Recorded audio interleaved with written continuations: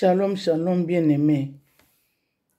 Aujourd'hui, je loue le Seigneur parce que il nous a permis encore d'être ensemble avec vous au travers ces messages.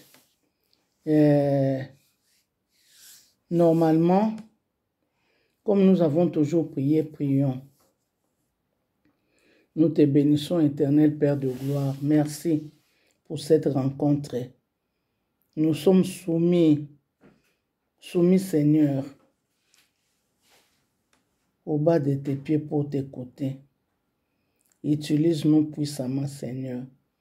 Que tous les objectifs qui ont été prévus pour nous, que ces objectifs soient atteints au nom de Jésus-Christ. Amen. Normalement, à partir d'aujourd'hui, jusqu'au mois de décembre, nous voulons passer un moment d'intercession selon certains cas que le Saint-Esprit nous donnera. Et aujourd'hui, nous commençons par la prière pour les enfants autistes. Pour les enfants autistes. Nous allons prier pour les autistes. Mais il est important, avant de prier, qu'on lise un peu la Bible, qu'on ait une exhortation par rapport à ça. Et cette exhortation nous poussera à prier. Mais je ne sens vraiment pas que la prière aura lieu aujourd'hui parce qu'on n'a pas beaucoup de temps. Aujourd'hui, on va seulement exhorter et la fois prochaine, on va entrer dans la prière. Alors, nous allons lire beaucoup de versets bibliques en commençant par Lamentation de Jérémie, chapitre 3, versets 34 à 39. Je lis au nom de Jésus-Christ. Verset 34. Quand on foule aux pieds tous les captifs du pays, quand on viole la justice humaine à la face du Très-Haut, quand on fait tort à autrui dans sa cause, le Seigneur ne les voit-il pas? Qui dira qu'une chose arrive sans que le Seigneur l'ait ordonné? N'est-ce pas de la volonté du Très-Haut que viennent le mal et le bien? Pourquoi l'homme vivant se plaindrait-il? Que chacun se plaigne de ses propres péchés. Amen. Nous avons commencé la lecture au verset 34 jusqu'au verset 39. Mais ce qui m'intéresse ici, il y a deux versets qui m'intéressent. Le verset 37 et le verset 38. Je vais lire le verset 37. La Bible déclare: qui dira qu'une chose arrive sans que le Seigneur l'ait ordonné? Verset 38. N'est-ce pas de la volonté du Très-Haut que viennent le mal et le bien?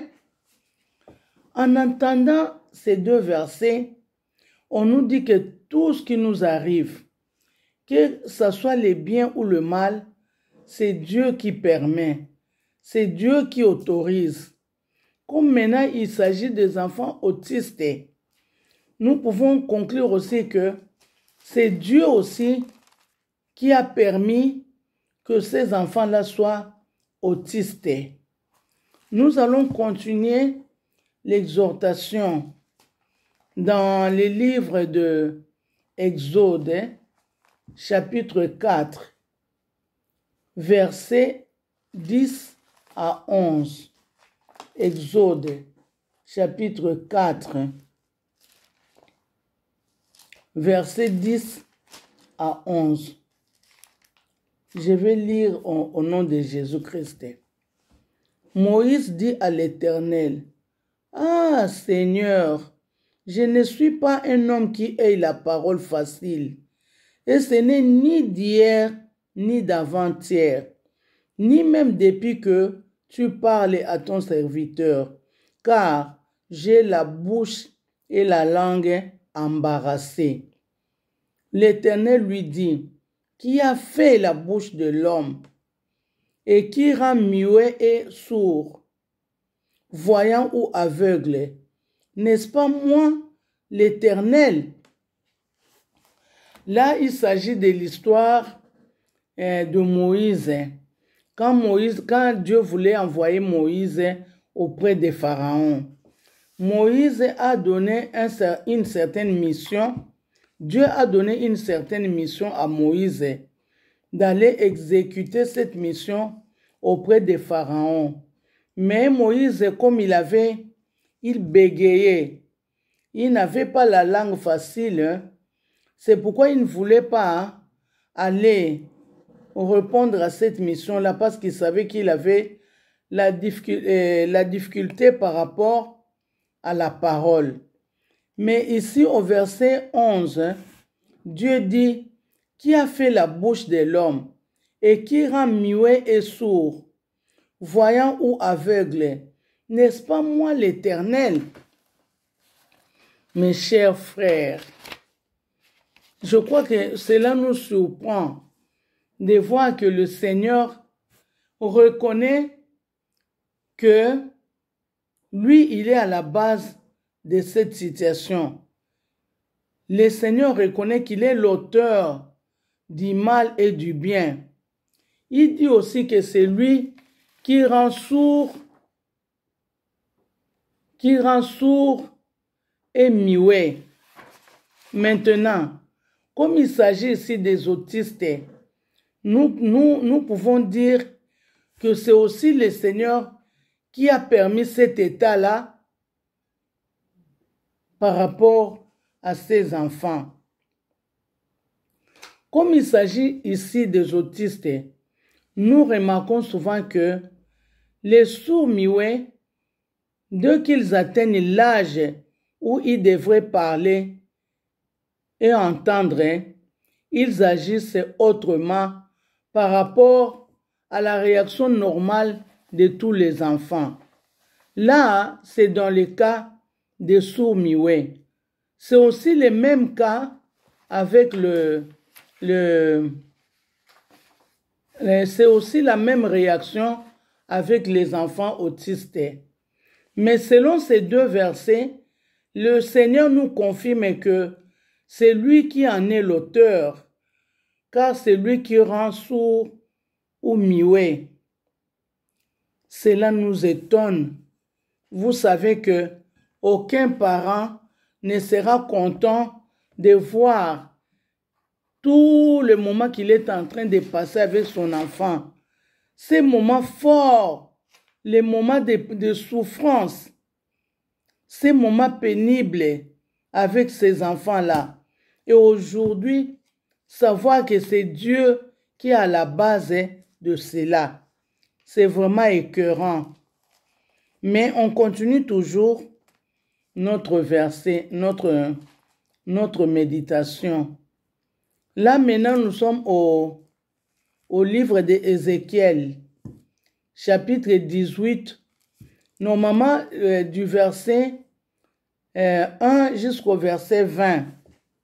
Mais je ne crois pas qu'on va insister sur tous les versets, mais quand nous sommes à la maison, nous pouvons lire du verset 1 au verset 20.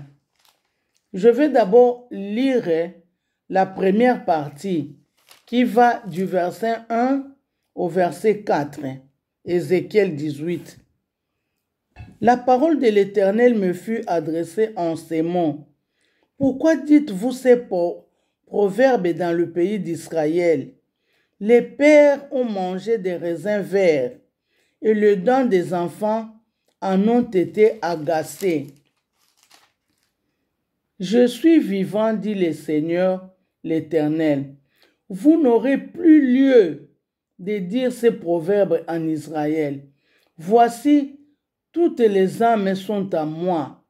L'âme du Père comme l'âme du Fils comme l'âme du Père. L'une et l'autre sont à moi. L'âme qui pêche, c'est celle qui mourra. Voilà.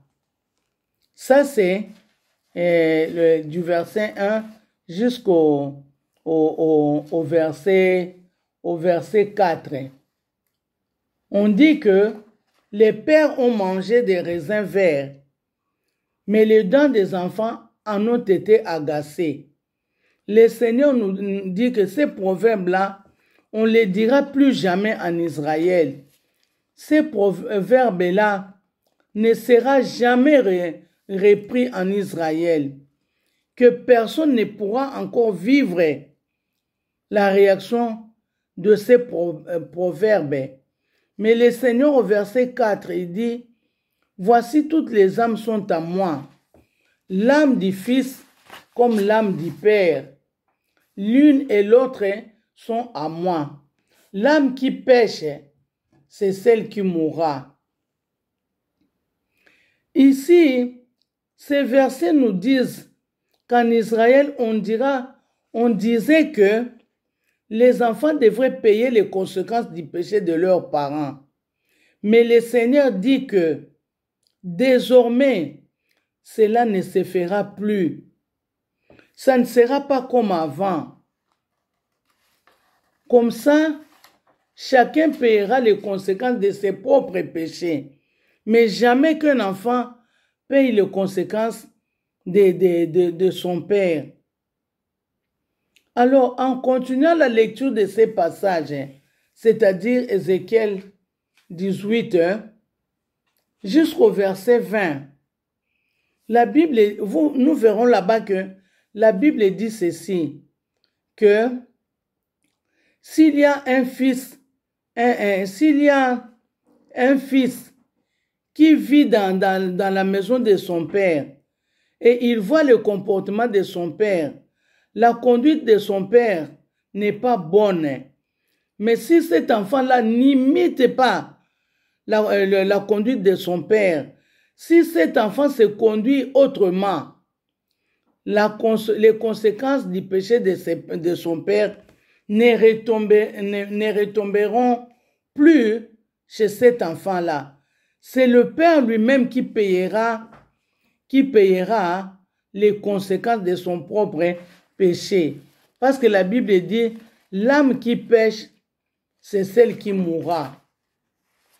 Donc, je dirais en bref que la malédiction du père ne peut pas atteindre un enfant qui se comporte bien.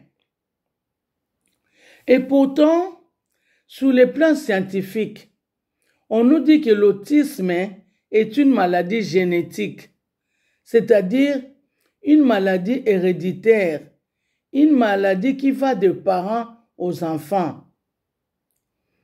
Normalement, c'est une maladie qui attaque les nerfs. Et aussi, c'est une maladie incurable, selon la science.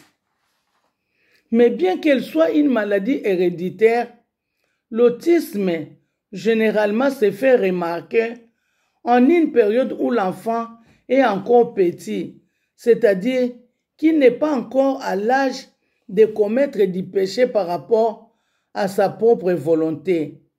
Alors pourquoi cet enfant sera atteint de cette maladie si Dieu dit que les enfants ne paieront plus jamais les conséquences du péché de leurs parents? Pourquoi ces enfants se trouvent dans cet état?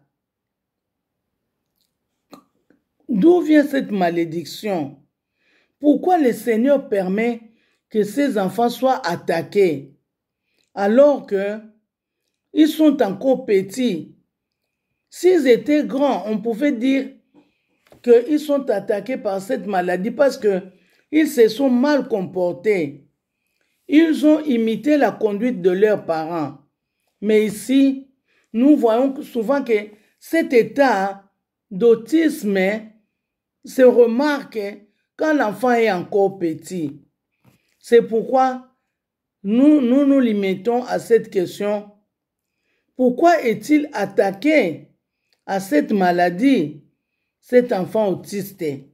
Pourquoi il est attaqué à cette maladie alors que la Bible dit que chacun payera les conséquences de ses propres péchés? Je crois que c'est ce qu'on verra la semaine prochaine. Nous arrivons à répondre à cette question. J'aimerais aussi expliquer un peu en lingala ce que je viens de dire en français. Bande konalobi boyeke, nzambe alobi na biso ke mois oyo ya novembre, tina mois de décembre, toko teya te tokosala kaba intercession, ndenge Saint-Esprit apesi biso. Mais sikoyo nde lelo tozo banda na intercession ya bano balobaka te, babenga bango ba autiste. Tokende kotanga verset moko kuna na mukanda lamentation, kuna bazoloba ke eloko nyonso yelaka biso ezala mabe ezala malamu, nzambe ne mutu apermetaka yango. Toke kotanga susu kuna na Exode, tomoni Moïse le nzambe azopesa ye mission kende na Pharaon. Moïse azoloba ngai na kokoka kosola na Pharaon te, parce que nalobaka bien te nalobaka likukuma. Mais nzambe azoloba nani akomisaka mutu likukuma? Ezanga nzambe te, nani akomisaka mutu baba? Ezanga nzambe te. Alors question wana ekamwisi biso. Oh, donc na baba na likukuma na aveugle nzambe nde mutu akomisaka bato. Alors tolobi mpona nini nzambe akomisaka bato bongo? Toke kotanga lisuna mukanda ya Ezekiel kuna bazoloba na biso ke na Israel ebandaki kolobama ke mabe o baparent basali bana bakofuta ngo. Me likambo oyo bokoloba ngo lisusu na Israel te. Mutu na mutu akofuta konsekansi ya masumu na ye moko. Alors soki mutu na mutu akofuta konsekansi ya masumu na ye, mpona nini bana oyo baza bana mike baza na age te ya kosala masumu babotami nano basali bavi na bango te? Mpona nini baza koseretrouve na etat oyo? Donc lelo tosuki wana. La fois prochaine toya kokontinue exhortation na biso mpona emema biso na losambo. Nzambe azwa lokumu. Donc je disais qu'on s'est limité à cette question-là. Pourquoi ces enfants se retrouvent dans cet état? Nous allons répondre à cette question à la prochaine séance. Que le Seigneur soit loué. Pour aujourd'hui, on a fini. On prie. Merci Seigneur, Papa, tu nous as parlé. Tu nous as laissé en suspense. Nous serons vraiment très intéressés à suivre pour savoir comment on va finir cette exhortation. Merci Seigneur pour l'attention que tu nous donnes pour que nous puissions suivre cet enseignement pour découvrir encore et encore la situation et la cause de la maladie de ces enfants. Merci Seigneur. On sera présent la semaine prochaine.